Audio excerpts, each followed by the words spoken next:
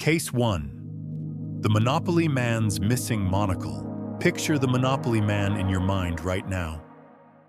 See his mustache, his top hat, his distinguished appearance, and there it is, isn't there?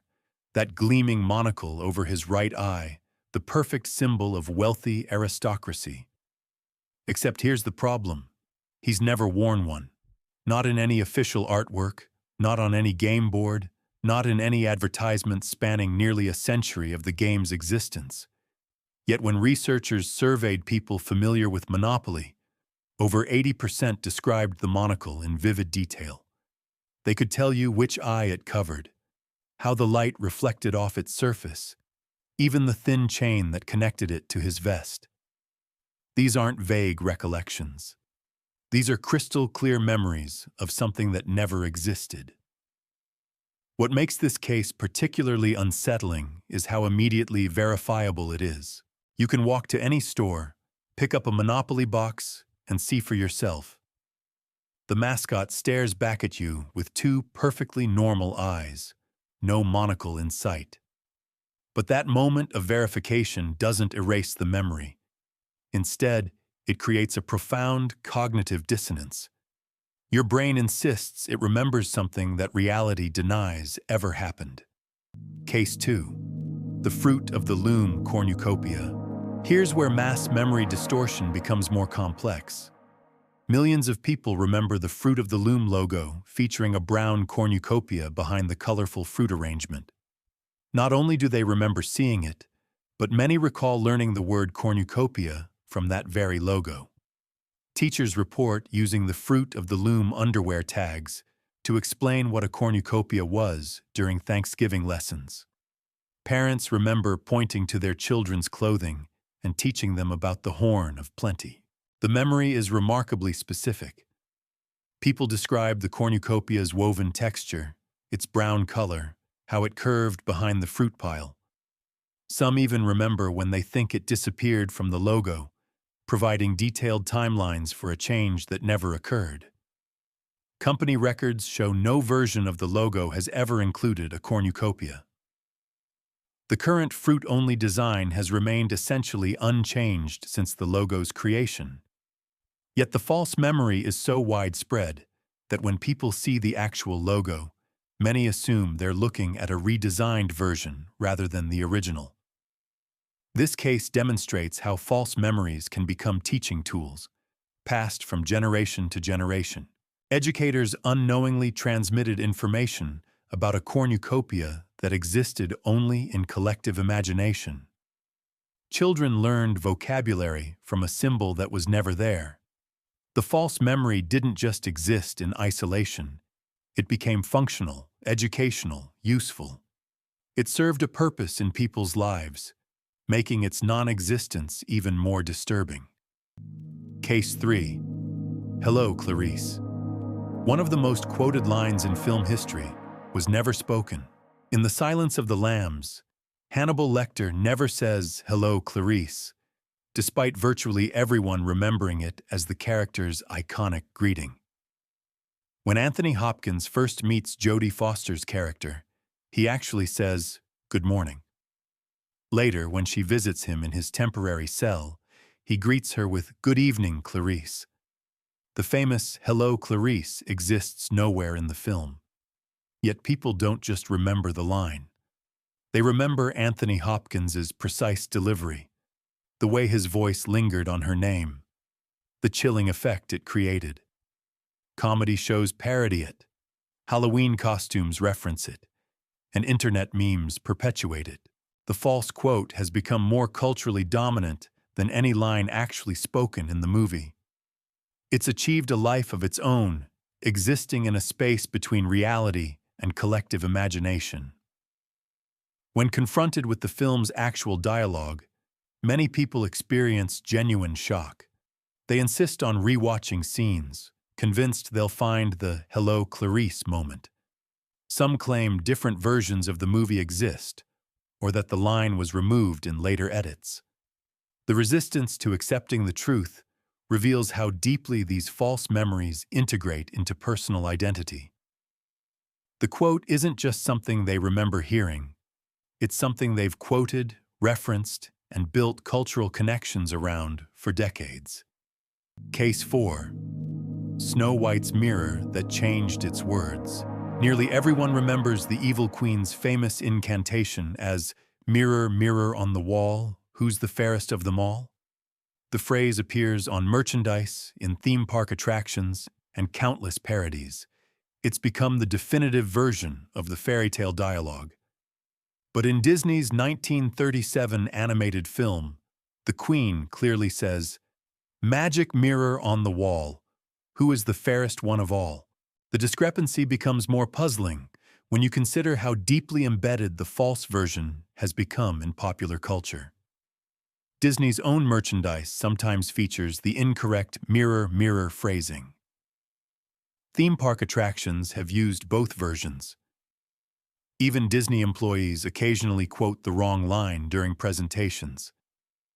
The false memory has become so pervasive that it's competing with the original source material for cultural dominance.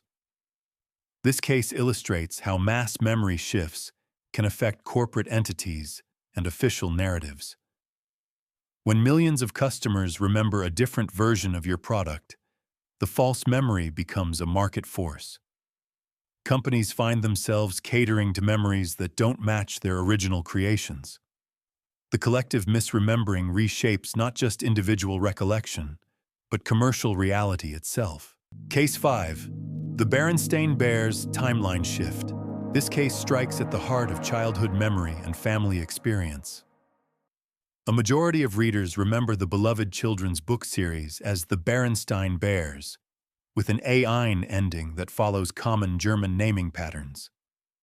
The memory feels personal and intimate because these books occupied such significant space in childhood development. Parents read them aloud, children learn to read with them, and families built bedtime routines around them. The emotional attachment to the incorrect spelling runs deeper than simple misremembering. People describe feeling betrayed when they discover the books were always spelled Berenstain with an ein ending. They report checking their childhood copies, convinced they'll find evidence of the spelling they remember. When those copies show Berenstain, the dissonance creates a profound sense of unreality. What makes this case particularly significant is how it affects family memory. Parents who read these books to their children are certain about the spelling. They remember sounding out the letters, teaching their kids to pronounce the name. The false memory isn't just individual, it's generational, passed down through family reading traditions that never actually occurred the way people remember them. Case 6. The song ending that never played. Queen's "We Are the Champions" creates a powerful expectation that goes unfulfilled. Millions of listeners expect the song to end with "of the world," and when it doesn't, the ending feels incomplete, almost disappointing. The phrase appears earlier in the song, but people specifically remember it as the triumphant final line that never comes. This auditory false memory demonstrates how our brains construct logical completions for experiences. The song builds to what feels like it should be a climactic ending with "of the world," and our memory supplies that conclusion, even though the recording stops before reaching it. Sports venues often play the song during victory celebrations, reinforcing the expectation of that final phrase. When people discover the actual ending, many describe feeling cheated or confused. They've sung along to the wrong version at sporting events, in their cars, and at karaoke nights.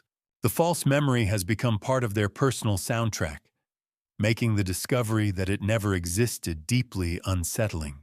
The song feels broken, incomplete, wrong, even though it's exactly as it was always recorded. Case 7. The JFK car that gained extra passengers. On November 22, 1963, President John F. Kennedy was assassinated while riding through Dallas in what millions of Americans remember as a small, intimate four-seat convertible. The image burned into collective memory shows JFK and Jackie Kennedy in the back seat, with two Secret Service agents in front. This memory carries profound emotional weight because it emphasizes the vulnerability and isolation of the presidential couple in their final moments. Except the limousine contained 6 people, not 4. Governor John Connally and his wife Nellie occupied jump seats between the front and back rows. Historical footage, photographs, and witness testimony all confirm the presence of these additional passengers. Yet when people recall that tragic day, their minds consistently edit out the middle occupants, creating a more dramatic and intimate scene that never existed. The false memory isn't just about numbers. People describe the specific positioning they remember, the smaller car's appearance, even how much more exposed the president seemed without the buffer of additional passengers. The emotional logic of the false memory makes perfect sense. A smaller car feels more vulnerable, more tragic, more symbolic of a leader cut down in his prime. The actual 6-person limousine dilutes that narrative impact, so collective memory unconsciously improved the story. When confronted with footage showing all 6 occupants, many people experience genuine confusion rather than simple correction. They insist the video looks wrong, or that different footage exists showing the smaller car they remember. The resistance reveals how deeply this false memory has integrated into American historical consciousness. November 22, 1963 isn't just a date, it's a cultural touchstone, and the collective mind has edited it to maximize its emotional resonance. Case 8. The Man Who Was Supposed to Die. In 1989, a lone protester stood in front of a column of tanks in Tiananmen Square, creating one of the most iconic images of individual courage in modern history. But here's what disturbs people when they revisit the footage. The tank stopped. The man climbed onto the lead tank, appeared to have a conversation with the crew, then walked away safely. Yet a substantial portion of the global population remembers watching him being crushed. The false memory is visceral and traumatic. People describe seeing the tanks roll forward, witnessing the protester's death, feeling the horror of that moment. Some claim they turned away from their television screens, unable to watch. Others remember the international outrage that followed his execution. The emotional processing feels genuine because, to those who experienced it, the memory is genuine. This case demonstrates how collective memory can be shaped by narrative expectation rather than actual events. The tank man's story feels like it should end in tragedy. In an authoritarian crackdown following massive protests, individual courage typically meets brutal consequences. The mind supplies the logical conclusion even when reality doesn't deliver it. The false memory serves the story's emotional purpose better than the actual footage. What makes this particularly unsettling is how the false memory carries real trauma responses. People who remember watching the tank man die exhibit genuine distress when discussing it. They've processed grief for an event that never occurred. Their emotional landscape has been shaped by something that existed only in collective imagination. The boundary between witnessed tragedy and imagined trauma becomes meaningless when the psychological impact remains identical. Case 9. The Continent That Moved. Open any world map and examine South America's position relative to North America. You'll likely experience a moment of disorientation. South America extends far to the east, positioning Brazil closer to Africa than to Mexico. Yet millions of people remember South America sitting directly beneath North America, creating a neat vertical alignment of the two continents. This isn't a matter of poor geographical education or casual misremembering. People who studied maps extensively, geography teachers, and world travelers report the same false memory. They remember South America's western coast, aligning with North America's western coast, creating a logical continental symmetry. The actual positioning feels wrong, almost artificially shifted.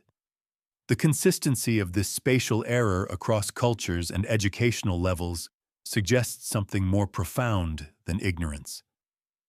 Maps are fundamental tools for understanding our world's structure. When collective memory disagrees with basic geographical reality, it challenges our confidence in other spatial relationships we take for granted.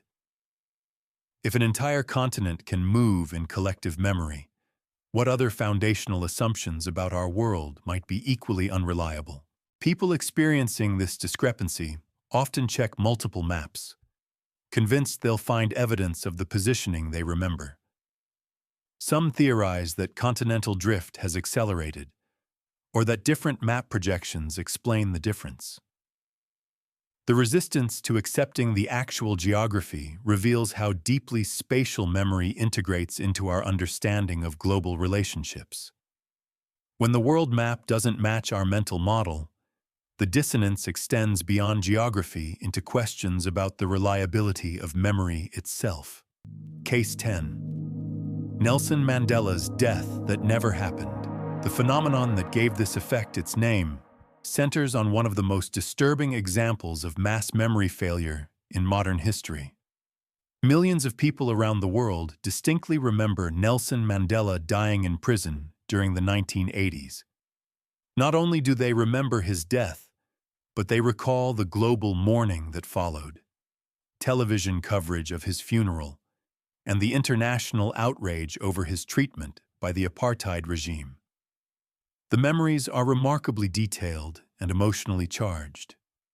People describe watching news broadcasts announcing his death, seeing footage of riots in South Africa, and feeling personal grief over the loss of such an important civil rights leader. Some remember specific dates, particular news anchors delivering the announcement, even conversations they had with family members about the tragedy. These aren't vague recollections.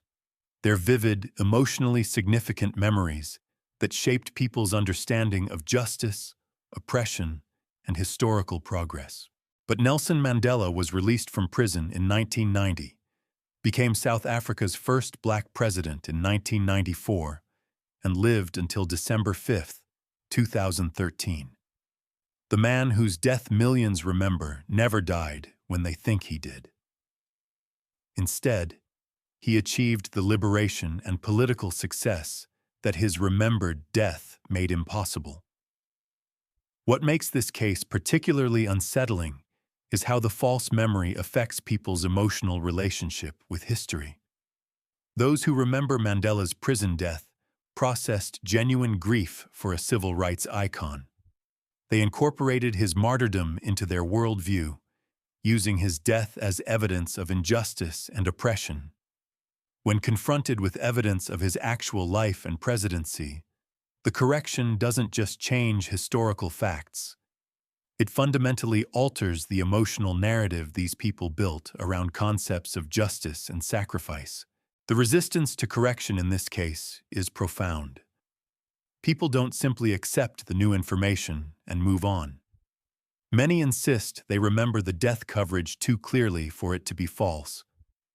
Some theorize about alternate timelines or parallel realities where their memories represent actual events.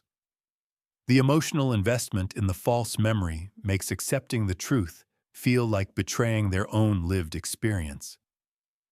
This case reveals the most disturbing aspect of mass memory shifts.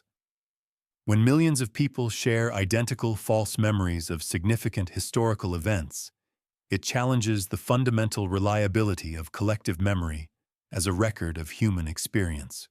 If we can collectively misremember something as significant as a world leader's death, complete with detailed emotional processing and cultural impact, then what other major historical events might exist only in our shared imagination? The Nelson Mandela case forces us to confront an uncomfortable truth. Mass memory can create historical events that never occurred while erasing actual history that did happen. The implications extend far beyond simple misremembering into questions about the nature of shared reality itself. The collective trauma of these mass memory shifts extends beyond individual confusion into something far more disturbing. When millions of people share identical false memories, it suggests that human consciousness itself might be more fragile and manipulable than we've ever imagined. These cases aren't random errors or simple misunderstandings. They represent systematic failures of collective memory that follow disturbingly consistent patterns. What makes these phenomena particularly unsettling is their resistance to correction. When confronted with evidence that contradicts their memories, most people don't simply accept the new information and adjust their understanding. Instead, they experience profound cognitive dissonance that can manifest as anger, confusion, or even paranoia. Some insist that reality itself has changed rather than accepting that their memory could be false. The emotional investment in these incorrect memories runs so deep that correcting them feels like an assault on personal identity. The pattern reveals something troubling about how collective consciousness forms and maintains itself. These false memories don't emerge randomly across isolated individuals. They cluster around specific details, affect similar demographic groups, and maintain remarkable consistency across different cultures and geographical regions. The Monopoly monocle isn't remembered differently by different people. Everyone who has this false memory describes the same monocle on the same eye, with the same general appearance. This suggests that mass memory formation follows rules we don't yet understand. Even more disturbing is how these false memories often feel more emotionally satisfying than reality.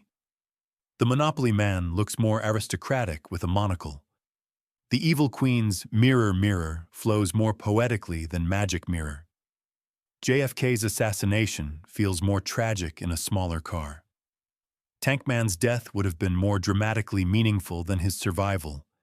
It's as if collective memory edits reality to improve its narrative impact, creating a more emotionally coherent version of events than what actually occurred.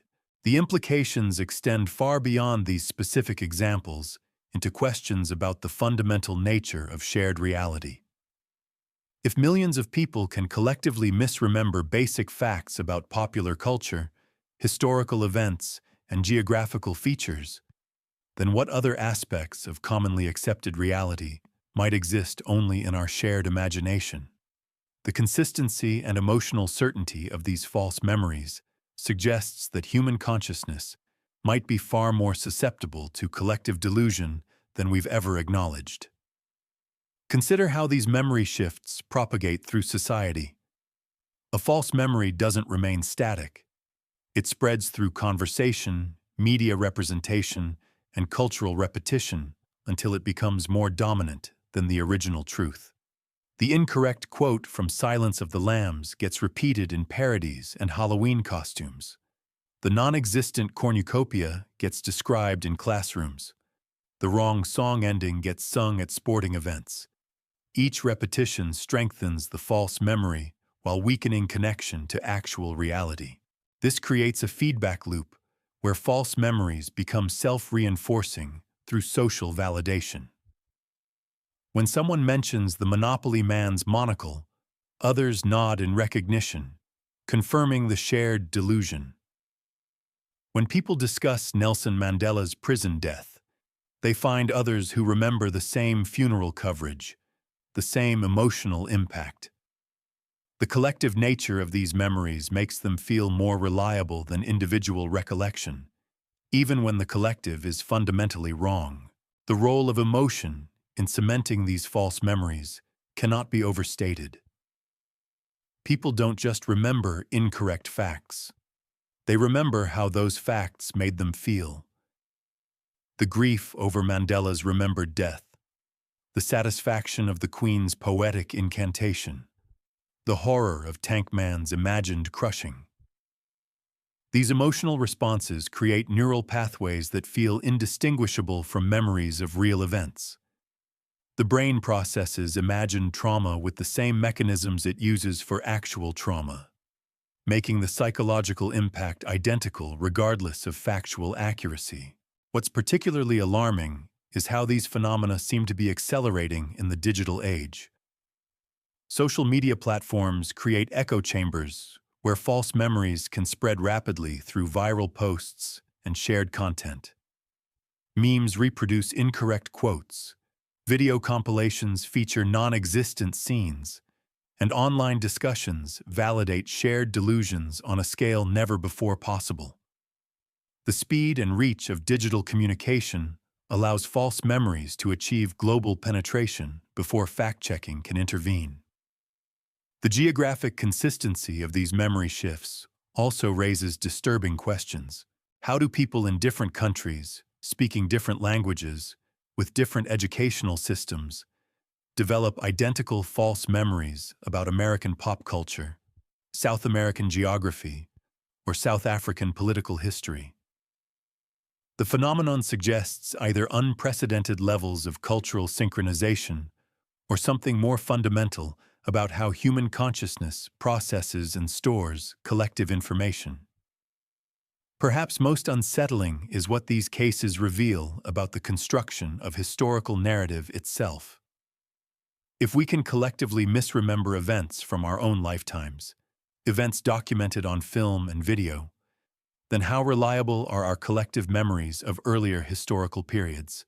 How many accepted historical facts might be products of collective memory distortion rather than accurate recording of past events? The implications extend backward through time, casting doubt on the fundamental reliability of historical consensus. The resistance to correction that characterizes these phenomena suggests that mass memory shifts serve psychological functions beyond simple information storage. False memories often provide more satisfying emotional narratives than reality. They create shared cultural touchstones that bond communities around common experiences, even when those experiences never occurred. Correcting these memories doesn't just change facts. It threatens the social bonds and cultural identity built around shared delusion. Some researchers theorize that these mass memory shifts represent a form of collective unconscious editing, where society unconsciously improves reality to better serve psychological and cultural needs. The theory suggests that human consciousness naturally tends toward more dramatically satisfying versions of events, gradually shifting collective memory away from mundane reality toward emotionally optimized narratives. This raises profound questions about the nature of truth itself in a world where collective memory can rewrite history. If millions of people share vivid memories of events that never occurred, if those memories shape cultural understanding and emotional development, if they influence behavior and decision-making, then in what sense are they false? The psychological and social impact of these memories remains real regardless of their factual accuracy. The phenomenon challenges fundamental assumptions about the relationship between individual and collective consciousness. We typically assume that individual memories combine to form collective memory, but these cases suggest the reverse might be true. Collective narratives might shape individual memory, creating false personal recollections based on shared cultural delusions. The boundary between personal experience and collective imagination becomes meaningless when both produce identical psychological effects. What emerges from studying these mass memory shifts is a picture of human consciousness as far more malleable and collectively influenced than previously understood. Reality, as experienced by human beings, appears to be a collaborative construction that can drift away from factual accuracy while maintaining complete subjective authenticity. The implications extend beyond psychology into epistemology, raising questions about whether objective truth can exist independently of collective human perception. These 10 cases represent just the visible surface of a phenomenon that likely extends much deeper into human experience. They force us to confront the possibility that much of what we consider shared reality might be nothing more than shared delusion, maintained through collective agreement rather than correspondence to actual events. The most disturbing aspect isn't that these false memories exist, but that they feel absolutely real to those who experience them, creating a parallel version of history that competes with documented reality for psychological dominance. The phenomenon reaches its most disturbing manifestation when we examine how these memory shifts cluster around moments of collective trauma and cultural significance. The patterns aren't random.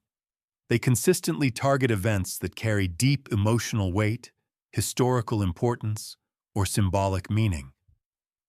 This suggests that mass memory distortion might be a fundamental feature of how human consciousness processes significant experiences rather than an occasional glitch in individual recollection.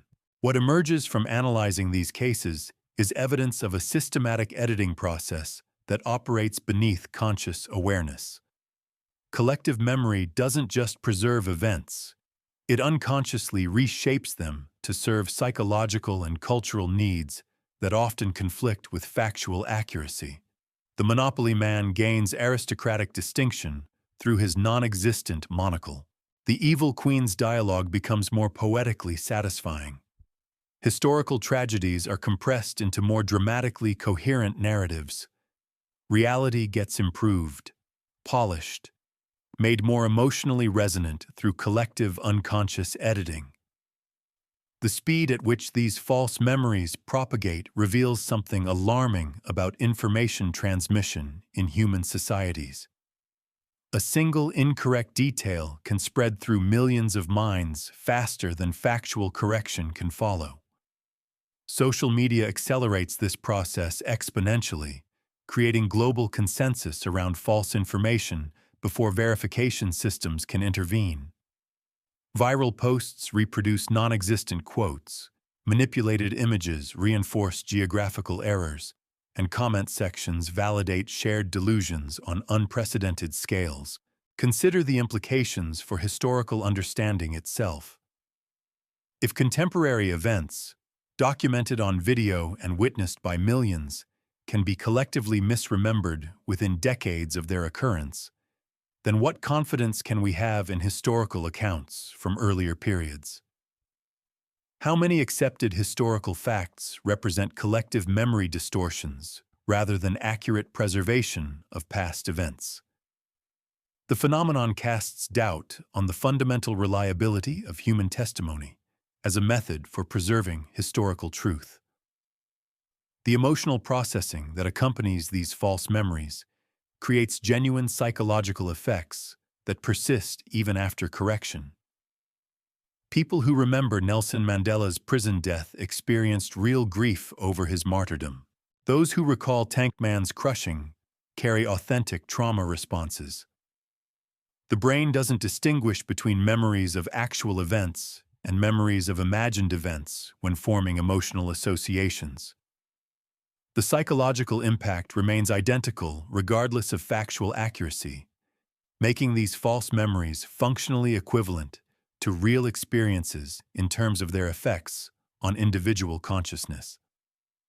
The resistance to correction that characterizes these phenomena reveals how deeply false memories integrate into personal and cultural identity. Accepting that a vivid memory is incorrect doesn't just require changing factual understanding.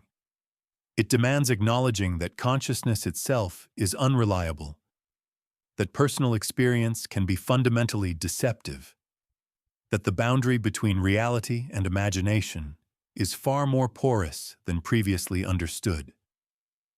This threatens core assumptions about the nature of knowledge, memory, and identity that most people are psychologically unprepared to abandon.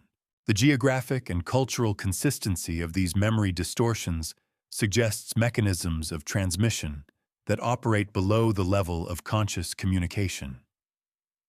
How do people in isolated communities with limited media exposure develop identical false memories about events they never directly witnessed. The phenomenon implies either unprecedented levels of cultural synchronization or fundamental similarities in how human consciousness processes and distorts collective information across different societies. Perhaps most unsettling is what these cases reveal about the construction of consensus reality. Human societies operate on the assumption that shared memory provides reliable access to historical truth. Legal systems depend on witness testimony. Cultural traditions preserve collective wisdom through oral transmission, and democratic institutions rely on citizens' ability to accurately remember and learn from past events. Mass memory shifts undermine all these foundational assumptions by demonstrating that collective memory can create entirely fictional historical events while erasing actual occurrences. The phenomenon suggests that what we call reality might be better understood as a collaborative hallucination maintained through social agreement rather than objective correspondence to external events. When millions of people share identical false memories, the distinction between truth and delusion becomes meaningless from a practical standpoint. The false memories shape behavior, influence decisions, and create cultural meanings that persist regardless of their factual inaccuracy. These mass memory shifts force us to confront the possibility that human consciousness operates more like a collective storytelling system than an objective recording device. The stories we tell ourselves about the past, about our experiences, about the nature of reality itself, might be collaborative fictions that feel authentic because they serve psychological and social functions more effectively than unedited truth. The implications extend beyond psychology into fundamental questions about the nature of knowledge, the reliability of human perception, and the relationship between individual and collective consciousness. What makes these phenomena particularly disturbing in the digital age is how quickly false memories can achieve global penetration. Information travels at light speed across interconnected networks, allowing fictional narratives to embed themselves in collective consciousness before fact-checking mechanisms can respond. The democratization of information creation means that false memories no longer require institutional endorsement to achieve widespread acceptance. A single viral post can rewrite collective memory faster than traditional authority structures can intervene.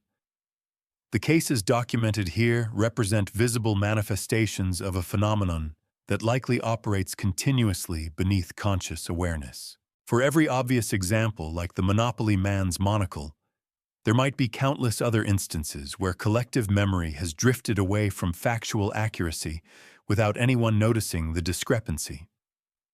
The examples we can identify probably represent only the most dramatic instances of a process that constantly shapes and reshapes collective understanding of past events. These 10 cases reveal a disturbing truth about human consciousness. Our collective memory operates more like a collaborative fiction than an objective recording system. When millions of people share identical false memories that feel more emotionally satisfying than reality, the distinction between truth and delusion becomes meaningless.